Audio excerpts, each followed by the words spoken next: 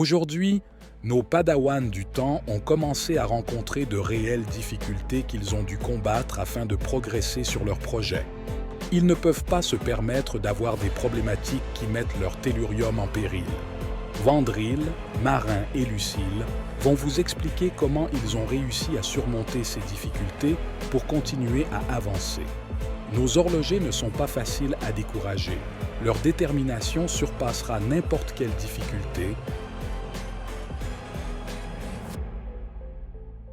En fait, en mail avec le nouveau référentiel, le nouveau diplôme, on a 2 niveaux d'étudiants. Donc ils arrivent en 5e année d'horlogerie et parallèlement, on a des jeunes qui débutent l'horlogerie.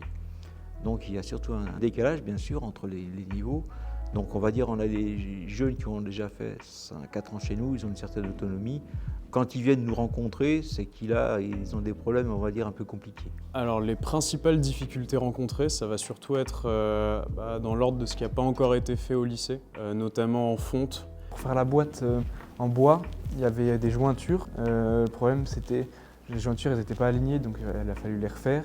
Donc moi, ma première difficulté, ça a été de découvrir tout ce qui est l'usinage, l'horlogerie, les pièces, les tours, toutes les machines, parce que j'avais jamais fait d'horlogerie avant, ni d'usinage. Je fais beaucoup au cas par cas, en fait. Je leur explique le fonctionnement d'une machine ou d'un logiciel. Je prends un ou 2 étudiants et ils apprennent beaucoup plus qu'en faisant un cours, on va dire, magistral.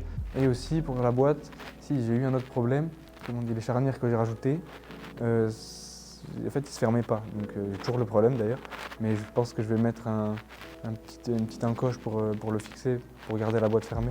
Avec des dimensions et des formes qui sont assez complexes à faire, voire au niveau des dimensions et du poids des pièces qui n'ont pas encore été faites.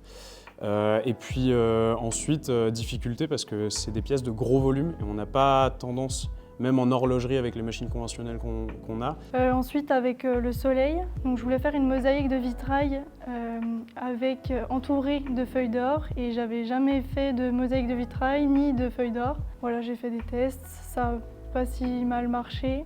Les grosses avancées, justement, j'ai le hublot est fait. C'est vraiment la plus grosse pièce qui était à faire à la commande numérique. Et puis c'était très intéressant d'apprendre différentes choses qui sortent un peu de l'horlogerie. Les planètes, il me fallait des perles en pierre, en lapis-lazuli et en pierre de lune, et il fallait qu'elles soient déjà au diamètre. Donc pour les trouver, il a fallu que je fasse plusieurs salons de pierre, de minéral. Il faut s'adapter et puis il faut trouver la matière aussi. Donc passer par des fournisseurs, etc. Et puis difficultés rencontrées aussi parce que on est nombreux sur certaines machines parfois, donc il faut aussi parfois que chacun fasse de la place aux autres et qu'on se répartisse bien le temps sur certaines machines spécifiques pour par exemple tailler des dents, etc. Et donc avec une mise en couleur, on ne peut pas utiliser de l'acier.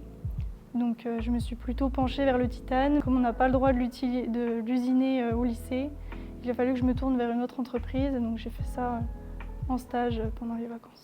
Alors l'avancée majeure, elle réside là-dedans, dans cette pièce-là qui était vraiment la plus grosse inconnue en usinage conventionnel du projet, étant donné que c'est un tore qui fait près de 15 cm de diamètre. Le plus gros est fait. Il n'y a plus qu'à mettre les rivets et après ça sera bon. C'est un tore qui est à la fois un volume de révolution et en même temps un volume d'extrusion parce qu'on va avoir un fraisage qui vient ici. Et donc il a fallu reprendre cette pièce comme ça et venir fraiser. Donc on a des vibrations qui se transmettent. Ça fait partie vraiment des difficultés. Dès qu'on travaille sur du gros volume, les règles ne sont plus les mêmes alors qu'on a des tolérances qui sont comparables à celles qu'on trouve sur des plus petits volumes. Les avancées majeures, déjà j'ai fait mon soleil. J'ai bien avancé, j'ai réussi à faire la dorure comme je voulais, à faire toute la mosaïque, à ce que ce soit à peu près joli et uniforme. J'ai également fait les étoiles de mon bras pour déplacer et faire tourner le bras. Donc réussir à combiner les deux, et le gros volume dans l'usinage et les tolérances qui sont les mêmes que dans les petits usinages, ça c'est pas évident.